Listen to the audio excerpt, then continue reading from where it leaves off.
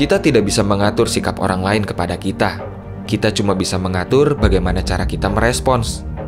Ini termasuk ketika orang lain memberi saran tapi tidak sesuai dengan yang kita mau. Ingat, tidak semua saran akan disampaikan dengan sopan. Beberapa mungkin dengan kata kasar. Daripada buang-buang energi untuk membela diri, lebih baik fokus memperbaiki diri. Toh, itu kan fungsinya saran.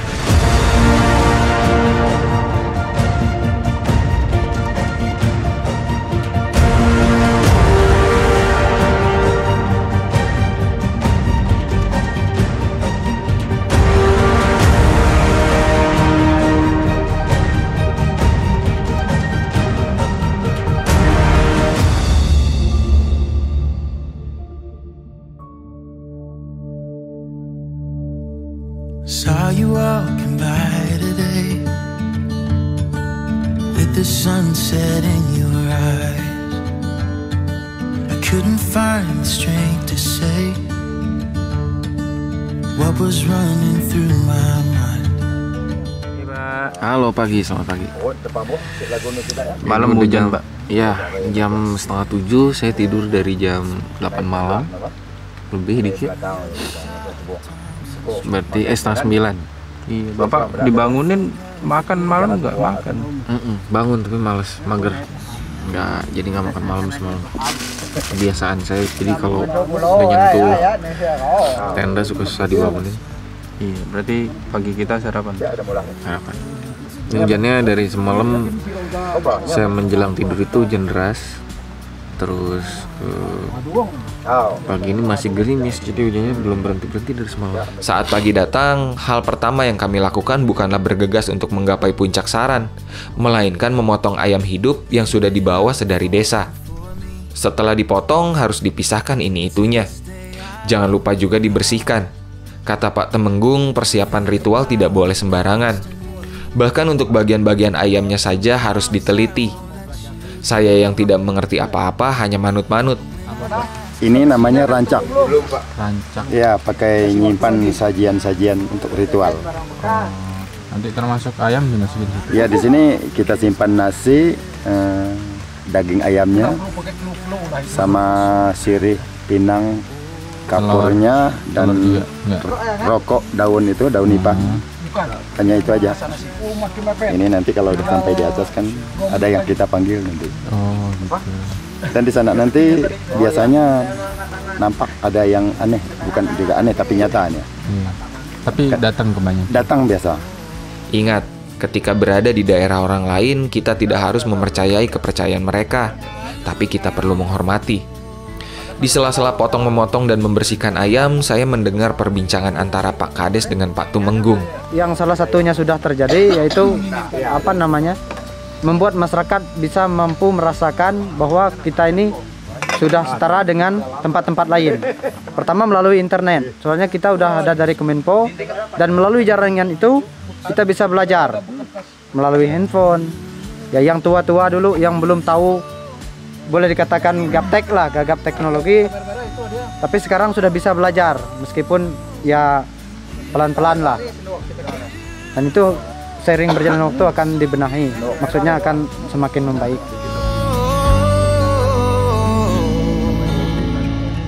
Warga kita dari Tempunak sana ya, wilayah Kecamatan Tempunak, Kabupaten Sintang, ada yang meninggal di Sengat Tahun itu.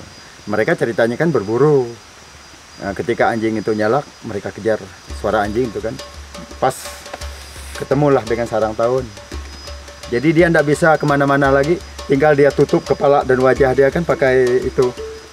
Biasanya pakai bawa segala sayur-sayur itu kan. Dia tutup wajah dia kan. Tapi badan dia kan terbuka. Disengat tahun lah seluruh badannya. Berangkat dari situ langsung menggigil. Dibawa ke rumah sakit tidak tertolong, langsung meninggal. Ya.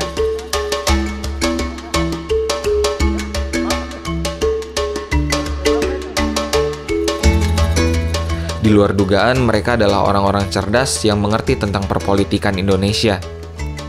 Pak Kades yang dipenuhi darah muda dengan banyaknya melahap konten-konten filsafat, kerap beradu pendapat dengan Pak Tumenggung dari generasi sebelumnya yang merasa bahwa faham yang beliau anut sudah paling benar.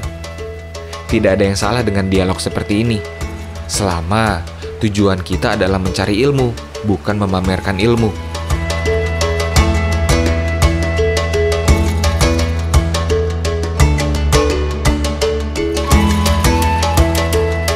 Setelah hiruk-pikuk perayaman beres dan perut sudah terisi, kami memulai perjalanan. Sedikit siang tapi tak mengapa. Sepertinya langkah kami bisa lebih cepat dibandingkan semalam. Toh carrier dan tenda kami ditinggalkan di pos. Jadi ternyata ini hutan ini trek terakhir ke puncak itu banyak sekali pacet. Udah ada yang masuk lagi. Nah, nih. Nah, ini yang paling besar. Bisa dilihat ukurannya. Panjang sekali. Pak, ini buat terapi, Bang. Terapi apa? Juga saya itu mah kali. Kebanyakan sih kalau untuk terapi itu. Habis lu darah lu. Wah, ternyata emang sarangnya ya di sini ya. Gunung Sarang, Sarang Pacet. Sarangnya.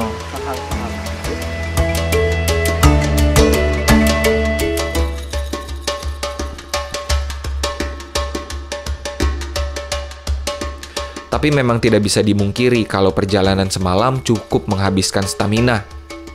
Menapak di curamnya jalur yang gelap sembari berebut oksigen dengan tumbuhan sekitar bukanlah hal yang menyenangkan.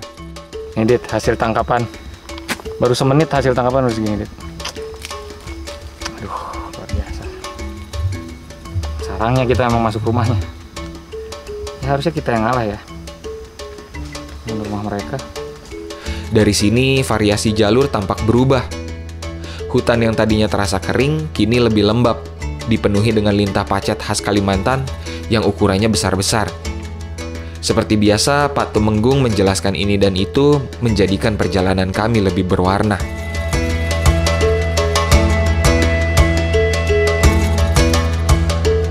Disinilah lokasi ya, tragedi jatuhnya pesawat ya pada tahun 1994.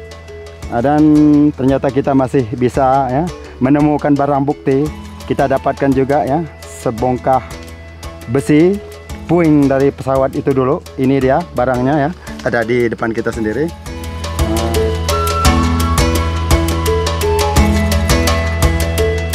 Tempunak airnya tenang, gurung jatuh di kampung Lebu.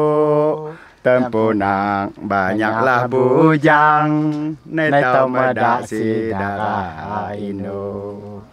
Dinang dinang dia, dinang dinang dia. Naik ke tau si kampung Lanyau, pesawat singgah di lapang bola. Datai bala tentara, Nyonya Intan ketemu BH. Dinang dinang dia, dinang dinang dia. Saya masih heran dengan ajaibnya warga desa sini yang tidak mau memakai sepatu, apalagi sepatu mendaki. Dengan lintah pacet yang terus menggerayangi, ranting dan akar yang menjegal langkah, dan kerikil tajam yang terkadang menusuk kaki, luar biasa sekali kekuatan telapak kaki mereka. Gimana Pak? Aman sih Pak, nggak ada rasa dia, cuma gatal-gatal doang. Betul-betul. Mantap sih ini. Diserang di tempat yang sama. Yoi, tempat yang sama lagi. Tapi udah besar ini. Ya ini udah Kenyang kenyang nih. sekali ini. Pacet ini isinya apa? Darah. Berarti apakah pacet ini bisa disebut darah dagingnya Edo? Mungkinan Bung. Setelah beberapa jam berjalan, kami tiba juga di puncak Balai Cuya. Ketinggian puncak ini dengan puncak sejati berbeda tipis, mungkin sekitar 10 meter vertikal. Ini kanan kiri jurang, Pak. Ya, sangat berbahaya sekali ini. Sebenarnya inilah yang disebut konten tepi jurang tuh ini. Iya. Konten tepi jurang. Ini konten tepi jurang. Karena ini tepi jurang. Ini tepinya, itu jurangnya. Memang fakta. Iya fakta. Ini jurang semua.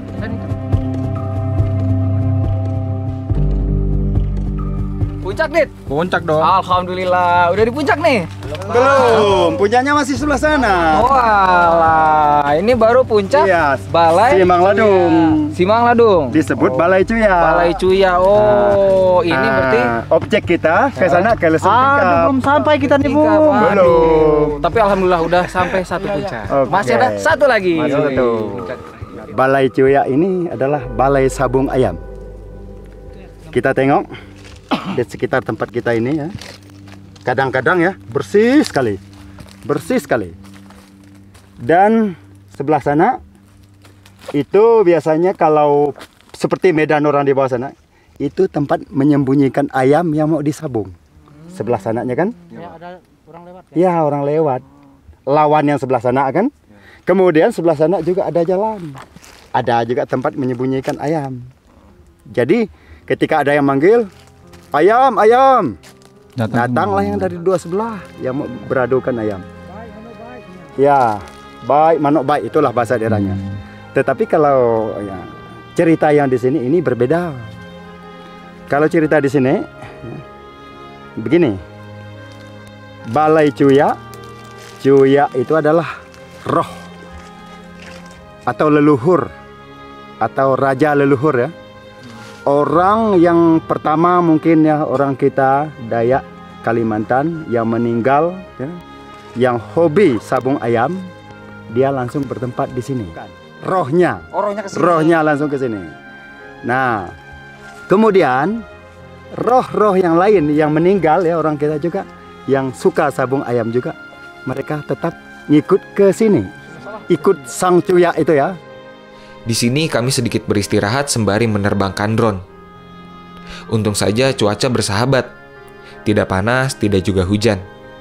Stabil di tengah-tengah, memudahkan perjalanan.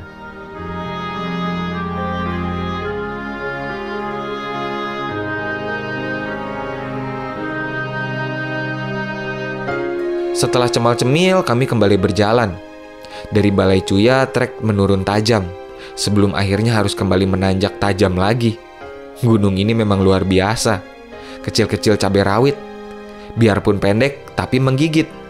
Treknya menggigit, pacetnya menggigit.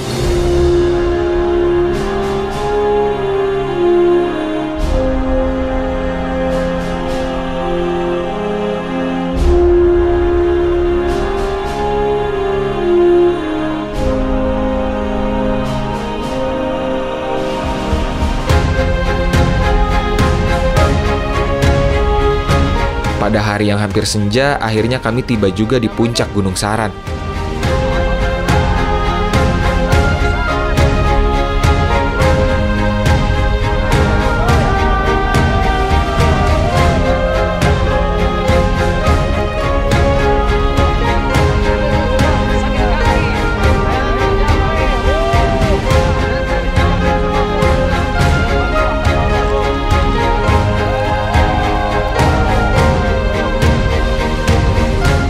Suasana langsung mengharu biru ketika Sola tidak bisa menahan luapan emosinya. Untuk sang ayah yang sudah damai di sana, kami mengirimkan doa. Ade udah sampai sini Pak dengan Bung Pak, atap negeri Kalbar Pak. Selamat Pak. Mantap Sola. Semangat Usu.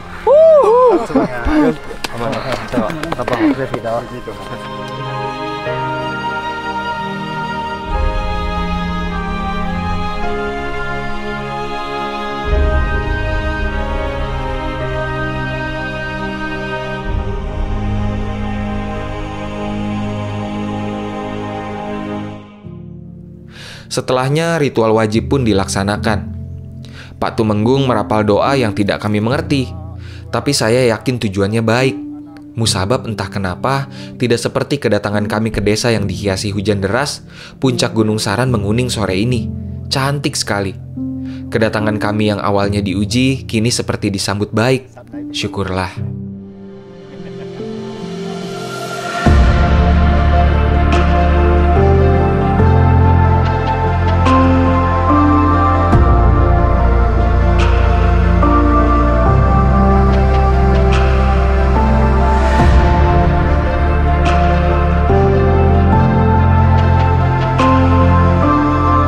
Seberes makan, kami melangkah turun.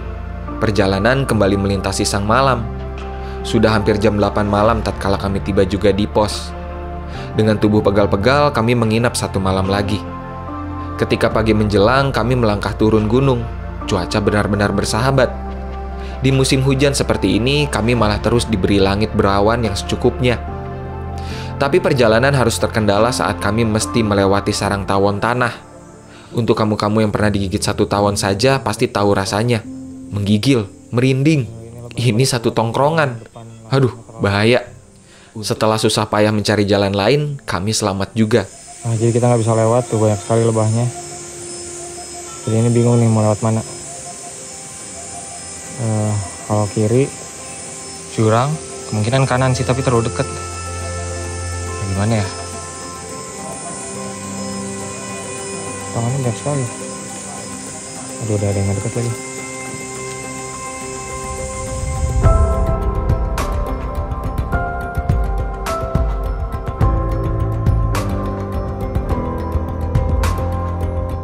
Akhirnya saya dan tim tiba di desa tanpa kekurangan apapun.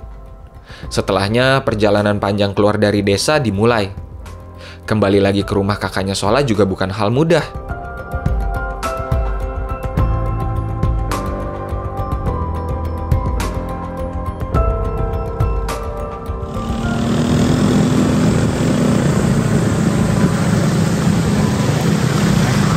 Jangan stop. Kiri, ambil kiri, belum mepet.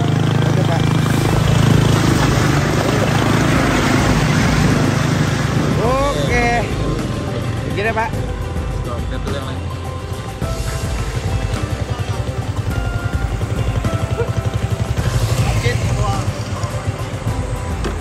Jalanan banjir yang memaksa kami menerabas malah membuat salah satu sepeda motor mogok. Tapi anehnya bagi Sola dan kawan-kawan, banjir seolah menjadi hal biasa. Mereka menghadapi saja tanpa banyak mengeluh. Harusnya sih mereka mengeluh, bukan dalam hati, tapi pada pemerintah. Atau setidaknya memberi saran, agar akses di sini diperbaiki. Iya, saran. Nama gunung yang kami daki kali ini terasa filosofis sekali, Gunung Saran. Saya rasa manusia yang bisa melangkah menuju masa depan yang lebih baik adalah mereka yang mau menerima saran. Bukan kemudian ngambek dan terus-terusan membela diri. Saran dan kritik juga tidak mesti selalu sopan. Tidak semua orang mengenal sopan santun. Yang perlu kita lakukan adalah mengambil poin baiknya dan membuang umpatan buruknya. Semoga kita senantiasa menjadi manusia yang mau menerima saran dan mau memberi saran. Ya, seperti negara kita tercinta yang selalu menerima saran dari rakyatnya, tanpa sibuk mengerahkan buzzer atau malah membuat RUU bermasalah dengan pasal-pasal karet. Aku cinta negeri ini. Salam literasi, salam lestari, Fiersa Besari, melaporkan dari